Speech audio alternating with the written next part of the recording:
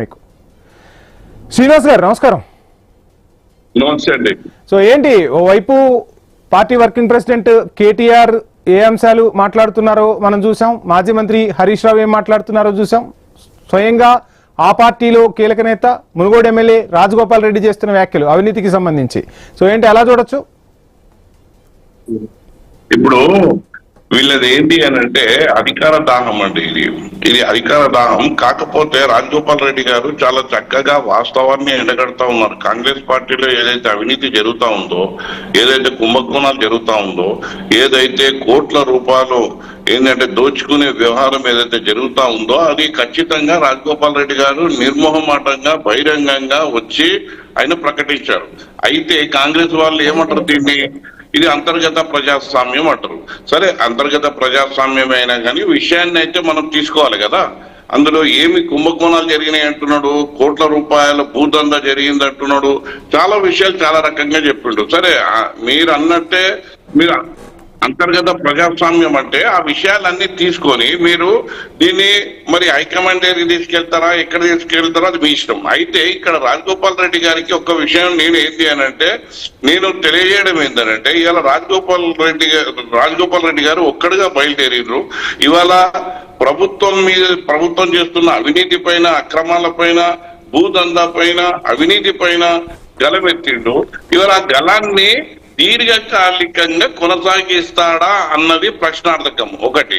రెండోది ఏంటి అనంటే ఇవాళ ఆయనకు మంత్రి పదవి రాలేదే అన్న చర్చ మీద బాధతోని ఇవాళ నిజమైన విషయాలని బయట పెట్టినప్పుడు ఇక్కడ ఏంటి అనంటే మంత్రి పదవి అనే ఒక బిస్కెట్ వేస్తే మళ్ళీ తూగ ముడుచుకుంటాడా అన్నది మనకు తెలియరావాల్సిన విషయం. నేను ఒక్కటే చెప్తా ఉన్నా, ఇవాళ కాంగ్రెస్ లో అవినీతి పైన, అక్రమాల పైన గలమెత్తింది ఏకైక నాయకుడు రాజగోపాల్ రెడ్డి గారు. ఎందుకనంటే ప్రజాస్వామ్యంలో ఆయన విలువలతో కూడుకున్న రాజకీయం చేయాలనుకున్నప్పుడు ఖచ్చితంగా బయటకు ఒక్క మాట కవితక్క కూడా పాపం గలమెత్తింది. నేను మాట్లాడినాక చెప్తాను, మళ్ళీ నువ్వు మాట్లాడుతున్నా గలమెత్తిందన్న కవితక్క కూడా.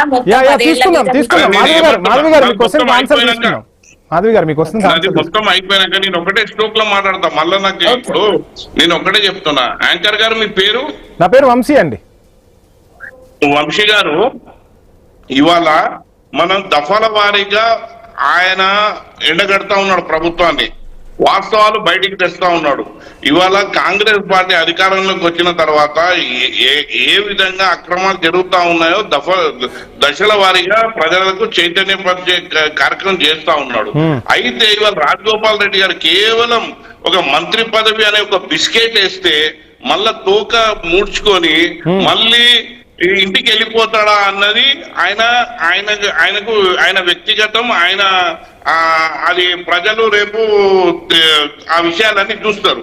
అయితే నేను ఏంది అనంటే కాంగ్రెస్ పార్టీలో మనము కొత్త కాదండి. కొత్త దేని కాదు, వర్గ పోరాటాలు, ఆధిపత్యాలు అన్నది కొత్త కాదు. అయినప్పటికీ ఇక్కడ వర్గ పోరు కాదు, ఆధిపత్యం కాదు. ఇక్కడ ప్రభుత్వం చేస్తున్నటువంటి అవినీతి, అక్రమాలను ఎండగడతా ఉన్నాడు. ఇది ప్రజాస్వామ్యం అని వాళ్ళు అంటారు చూడు, ఆ కోవలకు రాలేదు. ఇది ఏంటంటే మన ప్రభుత్వము పాలన ఏ విధంగా ఉందన్న దాని మీద మాట్లాడుతున్నాడు. ఇవాళ వర్గ పోరులు, ఆధిపత్యాలు ఉంటాయి కాంగ్రెస్ లో, అది ప్రజాస్వామ్యం అనొచ్చు. కానీ ఈడ స్ట్రేట్ అవే రేవంత్ రెడ్డి గారు చేస్తున్న అక్రమాలను, అవినీతిని వాళ్ళ పార్టీలో ఉన్నటువంటి సీనియర్ నాయకుడు ఈ నల్గొండ నుంచి ప్రాతినిధ్యం వహిస్తున్నటువంటి అంటే ఇలా ప్రభుత్వం రావడానికి కూడా శివభాగంగా వీరి యొక్క ప్రయత్నం జరిగింది. అయితే ఇవాళ ఆయన మాటలు ఏదైతే చెప్పాడో అదన్నీ వాళ్ళ పార్టీ ఎమ్మెల్యేలు కూడా ఏకీభవించారు. ఇవాళ హరీష్ రావు గారు, కేటీఆర్ గారు చెప్తున్నారు ఏంటి, ఇది నువ్వు ఇదే గలం అయితే విప్పినవో దాన్ని కొనసాగించు, అప్పుడే నువ్వు నాయకునివి అవుతావు అన్నది కేటీఆర్ గారు, హరీష్ రావు గారు చెప్పిన విషయం. నేను కూడా అదే చెప్తున్నా. ఇది వర్గ పోరులకు రాదు, ఆధిపత్య పోరులకు రాదు, ఇది అంతర్గత ప్రజాస్వామ్యంలో రాదు. ఇది స్ట్రేట్ అవే రేవంత్ రెడ్డి గారు జవాబుదారీతనంగా ఇవాళ వారు ముందుకొచ్చి వారు ఏదైతే రాజగోపాల్ రెడ్డి గారు ఏదైతే చెప్పారో దాన్ని ఆయన ముందుకొచ్చి వివరించాలి, ఆయన వివరణ ఇయ్యాలి. జరిగినాయా లేవా Please, నా voice reach అవుతుందా మీకు? ఇవాళ కూడా కడుతున్నాడు రాజగోపాల్ రెడ్డి గారు. ఇప్పుడు శ్రీనివాస్ గారు, ఆయన చిన్న submission. ఖర్చులు.